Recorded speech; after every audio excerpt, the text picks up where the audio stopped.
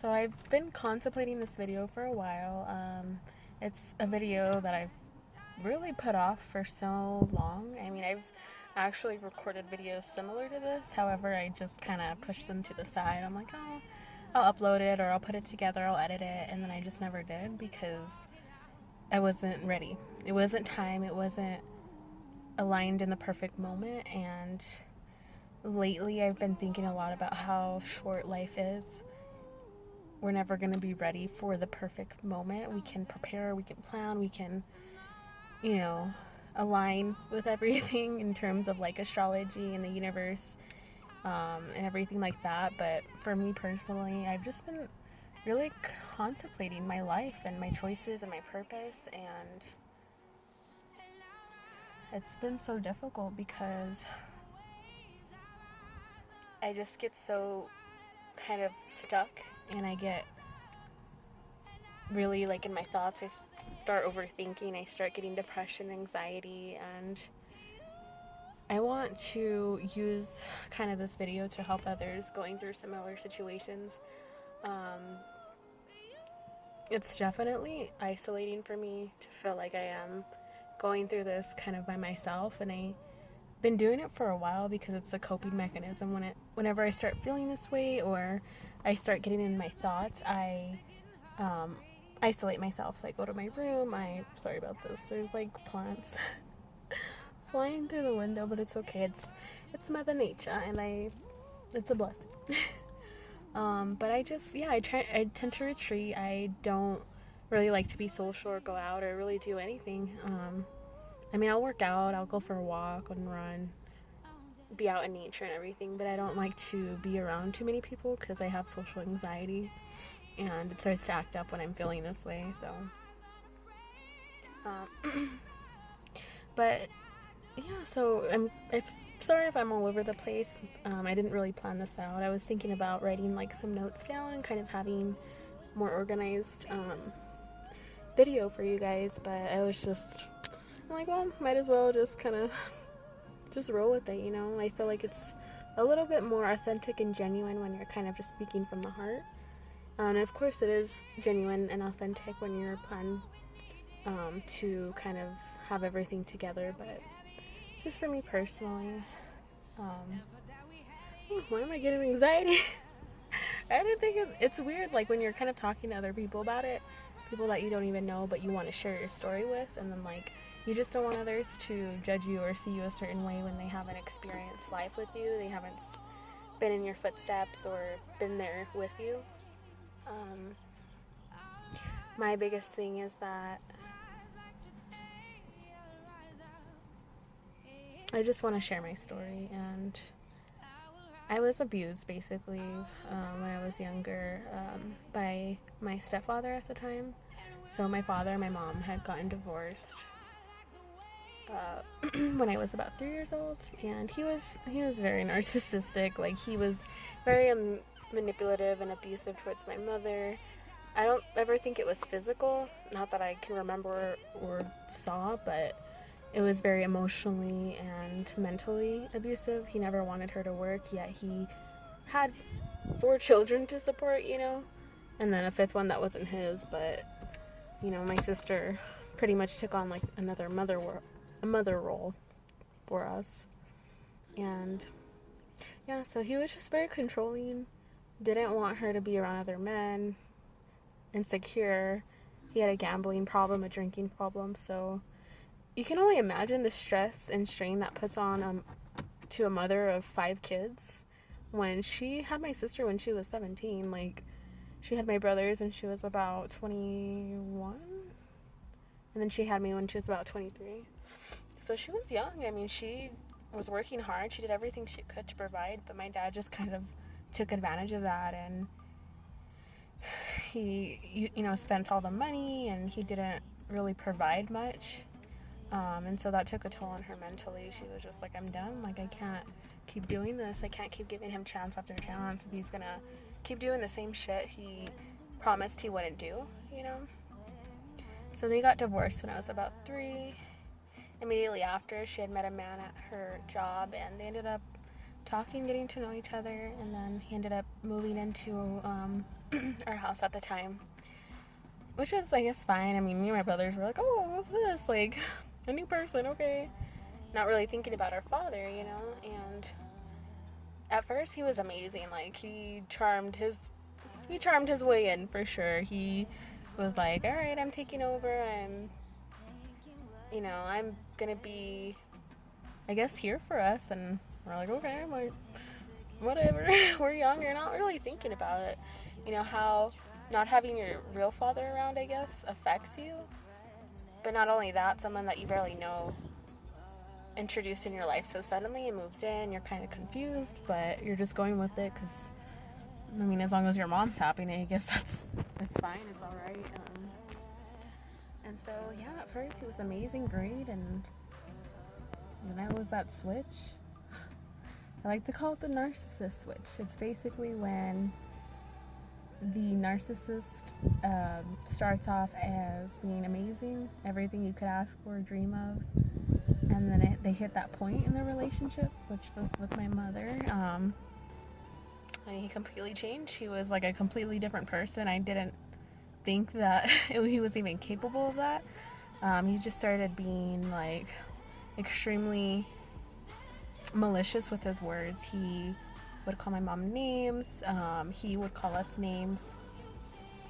He disciplined us, which is fine, but the way he disciplined us was military style. And if you can imagine being a kid, having someone discipline you that you don't even know them, like,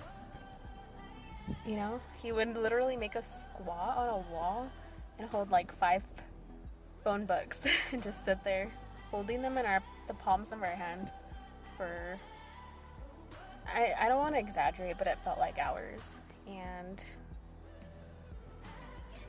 I remember just feeling that pain. I'm like, I didn't know why. I'm like, isn't there another way to explain when we're doing something wrong? To like talk to us about it and then show us what we could do better and explain why it's like that. But no, he never really explained that. He was just always angry. He wanted everything to be perfect, clean. It's good that he taught us a lot, to be disciplined and to work hard, but at the same time, he didn't go about it in the correct way. I obviously think he was mentally ill too. I was manipulated. I almost didn't really have a relationship with my brothers because he kind of made me separated from them. Like, he would treat me a certain way, spoil me, do all these things, but then he would like hit them with his cane because he was supposedly disabled. So he had a cane everywhere he went. He never worked. He sat down, played video games all day, would yell at us basically to do everything for him. And while my mom was pretty much working the whole time, like, she was supporting us, and then she was supporting a freaking man-child. Like, can you imagine? I feel so bad for my mom. And there's still a lot of forgiveness, and there's still a lot of things that I need to, like, work on with her. Building that trust and that communication again, like, really just opening up to her. Because up till this day, I still feel, like, unsafe around her. In the house, I feel there's this like heavy dark energy there, and that's lingering from the first stepdad, the way he treated us for, it was like 7 years we dealt with that. And just remember him like screaming in my face, like just screaming, and I was just like so young, like not understanding. I never wanted to come to him to things, like to talk about things. He always expected me to get straight A's, so I was busting my ass up in school just to be acknowledged. And then like, okay, that's fine, work hard. But no, he was horrible, like, and he wasn't perfect. I forgive him. I always wanted closure with him. I always wanted to ask him why. Like, to this day, I'm like, why did you act like this? But I've learned a lot about narcissism, and they lack empathy. They're mentally stagnant, so they're not fully capable of loving the way we as humans need that love, especially developing children. Our brains are a certain way, and when you're messing with that, when you're um sorry.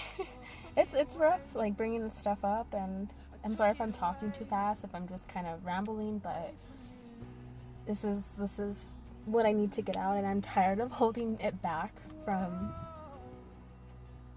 everything, you know, like, I'm just tired of having this story inside me that I'm like, fuck, I know this can help people, like, I know people can learn from me, but the thing is that growing up, I felt so alone that I wasn't able to express it. I wasn't able to communicate this. Like, what I've learned now, man, I'm like, I know I can help people. I know that my story is not for no reason. Like, I know God's using me, and I'm just like, I need to trust him. I need to just take a step back, breathe, and realize that I went through this shit because because of it's a big reason. And there's nothing that I have gone through that I can sit there and say, like, well, I mean, obviously, like, you know, life is shit for everybody, and it only gets worse from here, because that's not the case. Like, you know, when I was younger, I didn't really understand. Sorry, the phone's in my way. I'm like, the sun's out, and maybe if I put it like this. But yeah, like, I'm like, I know I can help somebody with this, and now's the time. Like, I need to, okay, I moved it a little bit. Anyways. Okay, I moved it. I think the phone was just, like, blocking my face. This lighting, though, is just so beautiful. But anyways, I want my story to be told, and I want this to be kind of a hopeful reminder to people that you can go through the shittiest shit, but still rise above it. You can still become something great. And, you know, it didn't stop there with the stepdad. I mean, eventually he left in about 2007. Or no, I apologize. 2009? 2009.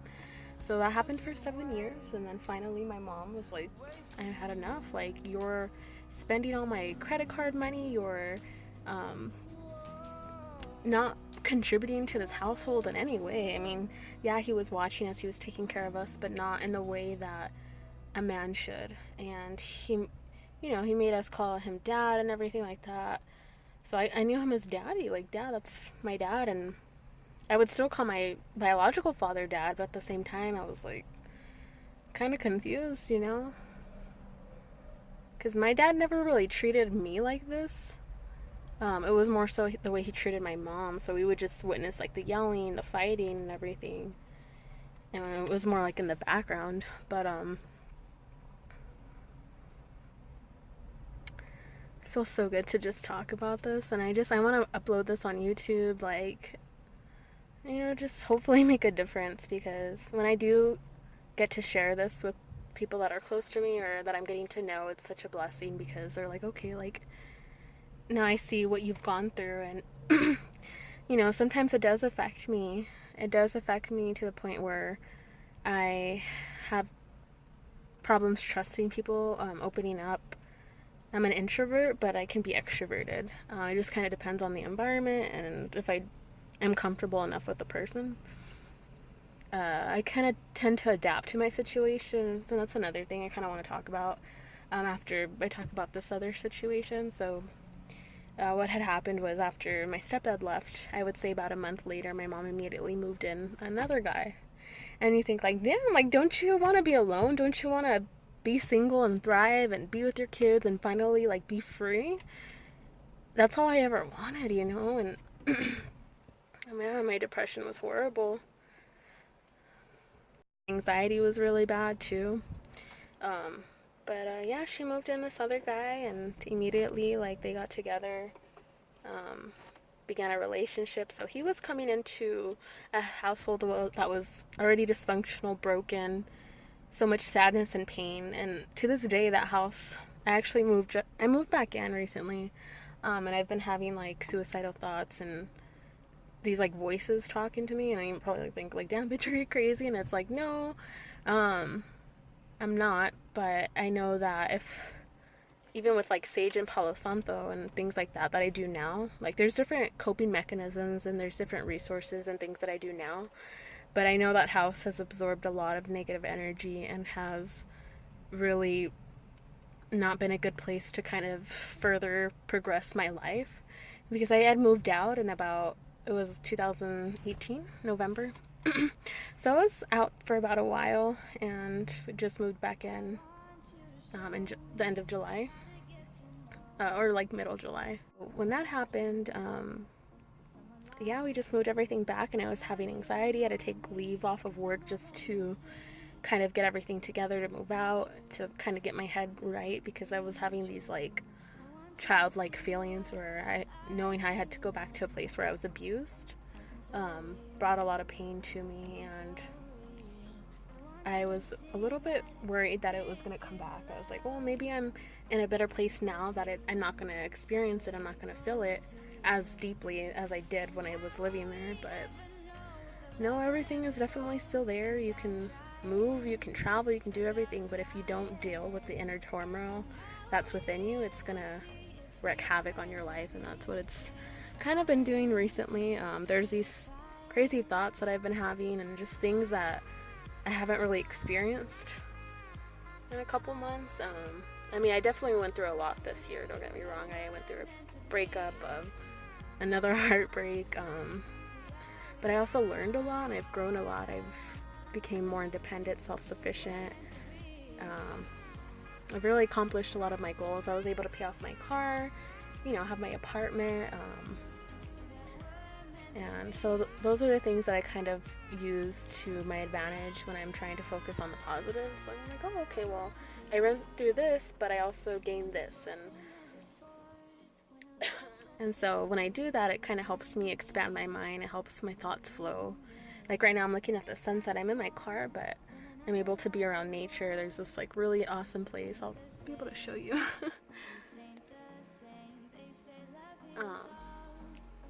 But yeah, it's part of this, it's a park. It's part of the tech parks here in Arizona.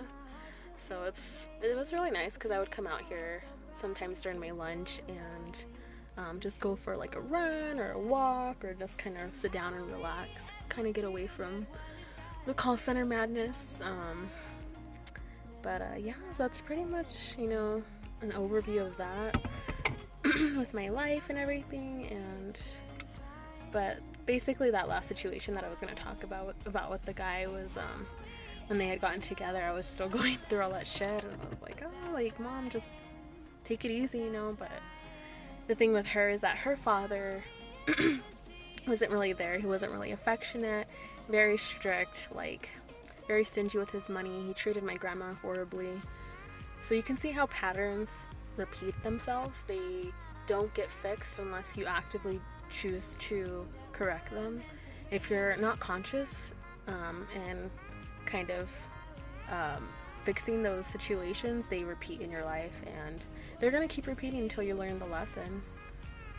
That's kind of what I've learned, is that you have to be conscious enough, and you have to be willing to put in the work to heal those parts within yourself, because there are always going to be situations that trigger you, and then if you don't consciously acknowledge that, then you're not going to get any better. You may think you are if you're suppressing it. You're like, oh no, like it's fine, like everything's good, peachy. And don't get me wrong, like I love positive affirmations. I have actually been doing that a lot more. I've been watching a lot of spiritual videos. I've been doing more like yoga and exercising and eating healthy. I've actually became vegetarian, so it's going to be almost a month that I've been doing that, which I feel amazing, honestly. Like, it's such a blessing to be able to say that you are helping the planet in such a beautiful way. And which another thing I want to talk about is that, because I love it. I love being able to feel light and free. I felt like when I was consuming animal products and animals, that I didn't really have that much like energy. I mean, I did because I was eating healthy, but energy doesn't die, it only gets transferred. So you're eating low vibrational products, therefore you're going to be consuming that low vibrational energy. And so when that happened, I was kind of lethargic. I just kind of get like like not really wanted to do much. I mean, I don't get me wrong, like I was at a good weight and everything. I was toned up and everything. Like chicken breasts were really, really good. um, but or like even salmon and fish and things like that, tuna. So kind of like lean meats, but yeah, I was like, this isn't good. Like I can't be doing this to, my mind and my body and my soul. Like I know what's happening behind the scenes, and anything to help my mental health is what I was considering. I didn't like knowing that this can be contributing, as a factor to my mental health declining. I'm like, well, let me try something new. Let me try to see if this can help. And it's been helping. It's really been really good, as far as feeling more connected to nature and people, because we're all one. We're all connected to the divine, to God. We come into these bodies and we're just so like used to routine and like living life a certain way, having 9 to 5 jobs and paying bills and like and I'm sorry if I'm like clearing my throat. It's because I had like a protein bar, and like if I don't have enough liquid, then it kind of gets my voice like, I don't know if it's like mucus or whatever, but yeah. And so it's just, yeah, anything to really help my mental health. I'm willing to try new things. What I love to do is meditate. I love listening to meditation music at night, positive affirmations, motivational videos, spiritual videos. I really like Isabel Palacios, Leora Alexandra, Aaron Dowdy, and Victor Odo. Ralph Smart is also a good spiritual person on YouTube. If you're interested in checking new influencers out, definitely check those people out. But to get back on topic, that man is no longer, with my mom. They divorced in, what was it? In March, I believe. Yeah, it's when she had put in for divorce. It was kind of like a delay in that process, but he pretty much was the same as the first stepdad. He was good at first, treated us really well.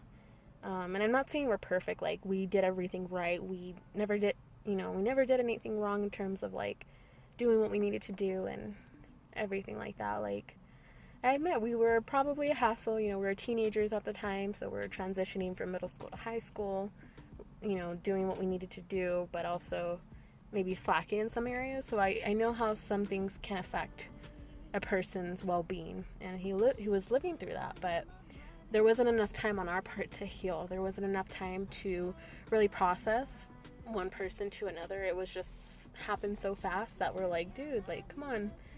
And there was a lot of resentment on that part because we still hadn't forgiven my mom for what she allowed. She didn't save us from that. And so therefore, to this day, I don't feel safe when I'm with her. I don't feel comfortable. I don't feel like I'm myself. I feel like I'm walking on eggshells. I feel like there's like a disconnect when I'm talking to her. Like I feel like I can't fully express what I'm thinking or feeling because she's not listening. Like her mind's somewhere else. Like she's there, but she's checked out, and she acknowledges that. She went to like therapy for that and everything.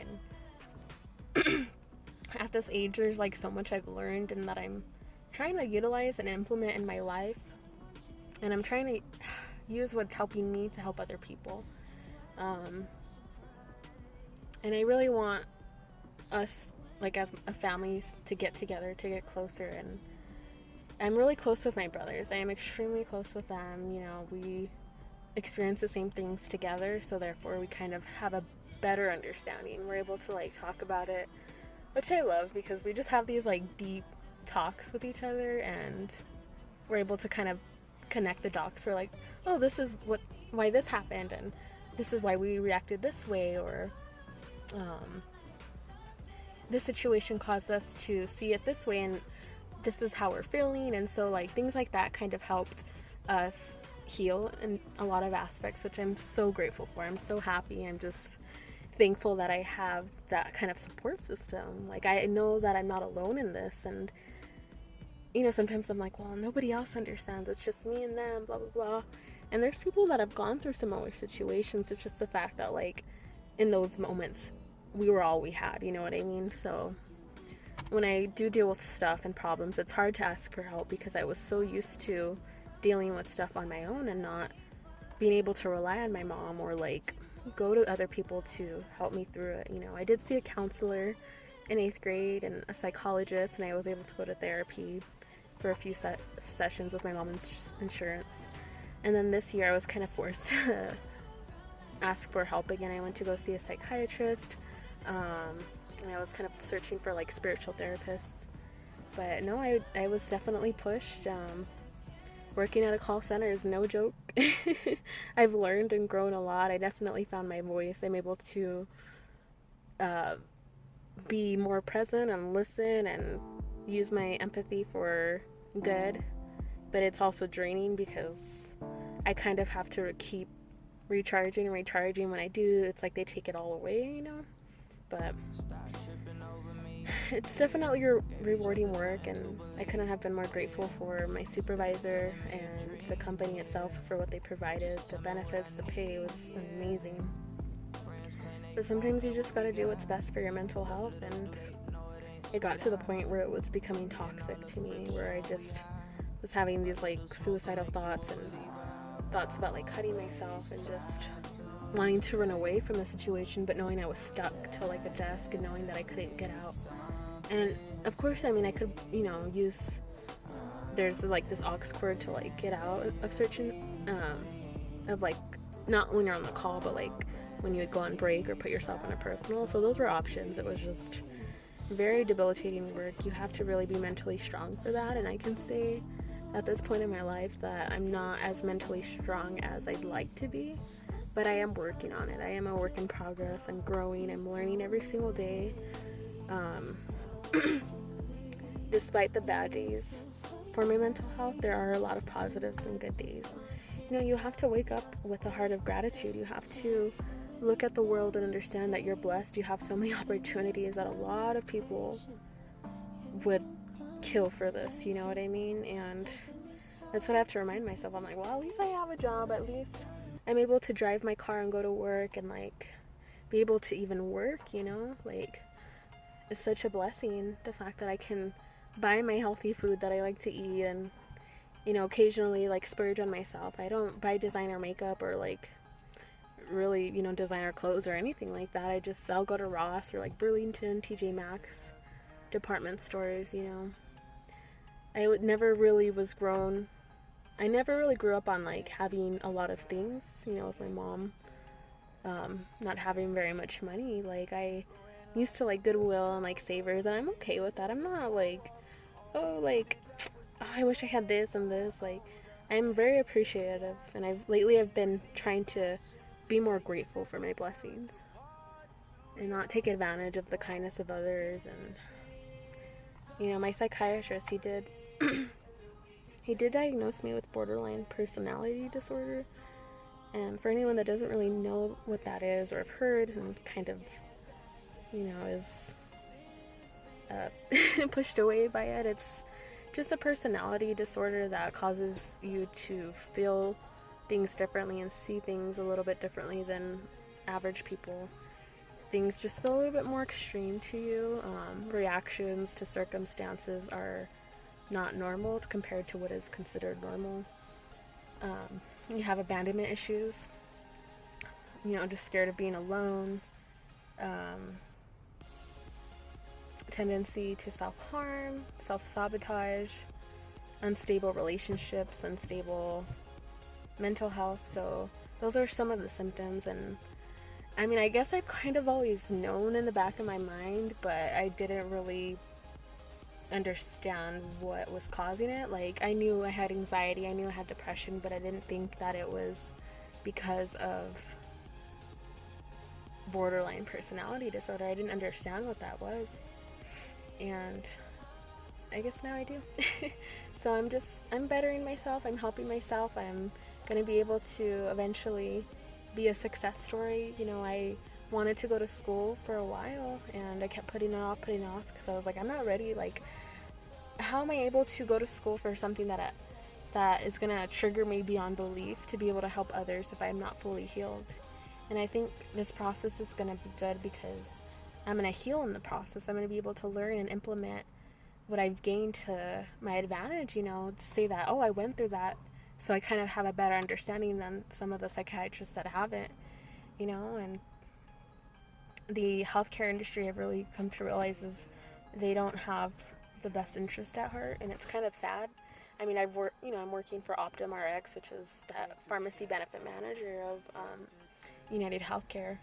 So you see the ugly sides of it, definitely, and you really can get help, but it's expensive. Like, I understand why people don't ask for help. I understand why they kind of suffer in silence, because it's like there's no sense of support system. You can join Facebook groups and do all these things, but in terms of like one-on-one, this shit gets expensive, and the insurance will only cover it if there's a diagnosis. So most of the time they're going to diagnose you, but they'll talk to you about it. They're like, look, your insurance is not going to cover this, so this is what needs to happen. And they need to give you medication, because they know that's more long-term versus other things like holistic wellness. They know that that's not permanent, it's temporary, but that's not true.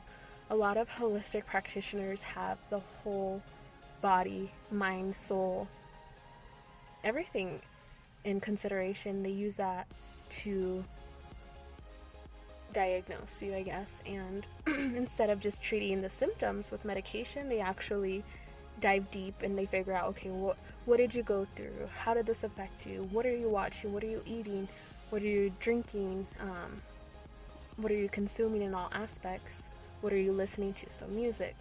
Are you watching things that are going to better you in terms of like your mental health, or are you watching things that are going to just constantly trigger you and put you in a state of anxiety and adrenaline? So things like that you just keep in mind, and that's kind of what I want to study. And because I know everything plays a part in if you're going to get better or not. And that's the thing, is like we have to be conscious. We can't just keep allowing the government and the world and society dictate the way we're growing. We have to use what we learn and put a stop to the stigma.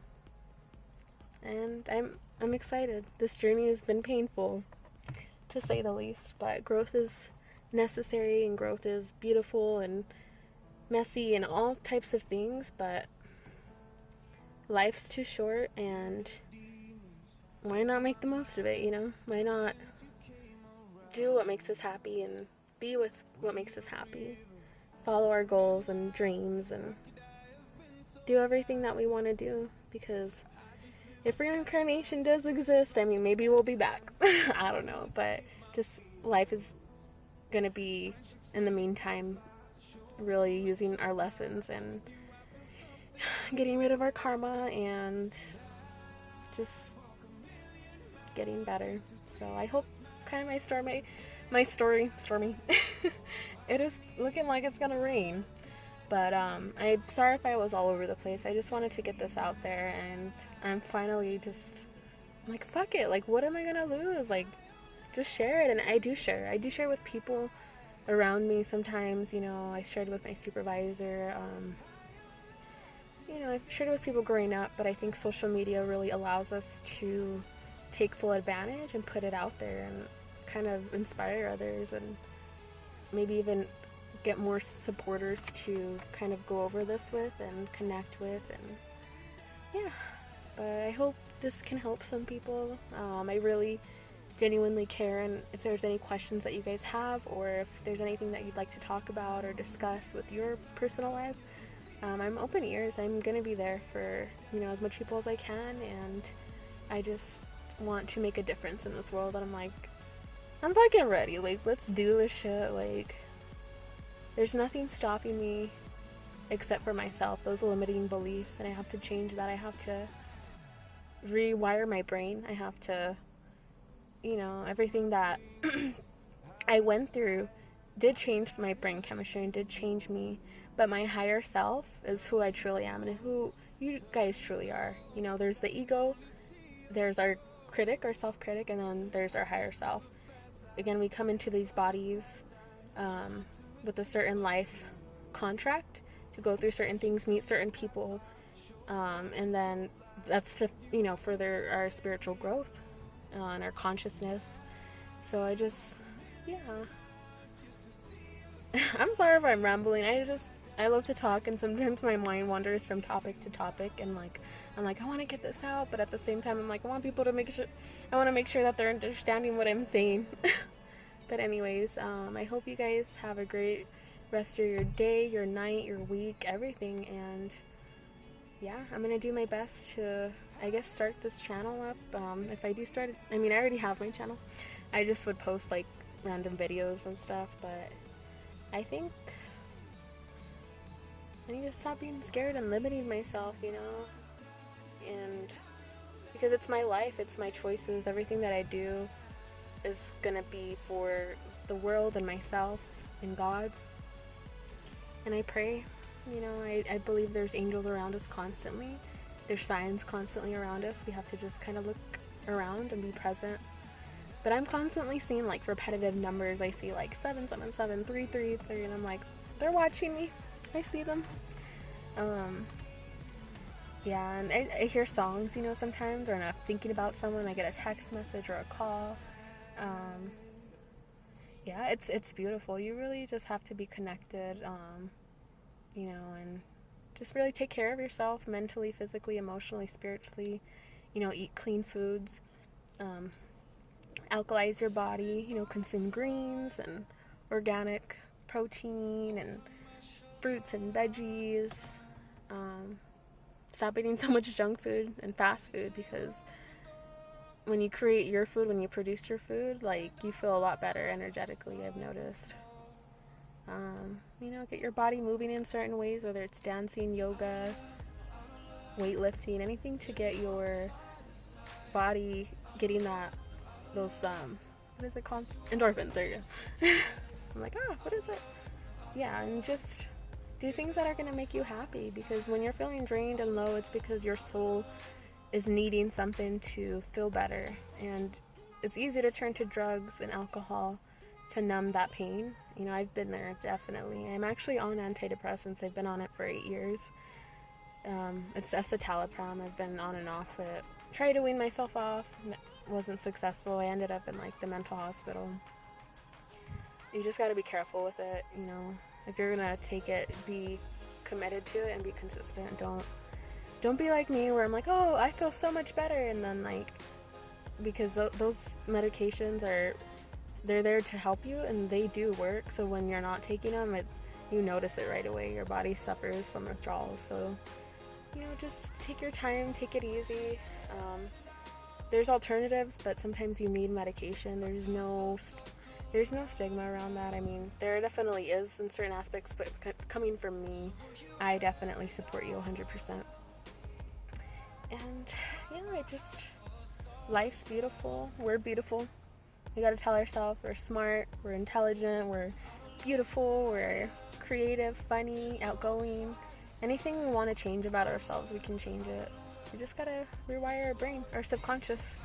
Our subconscious wants to be comfortable and wants to, you know, have you in a certain routine, but it's better to kind of change it up, like go to new places, meet new people, do new things, drive a different way to work or wherever you're going.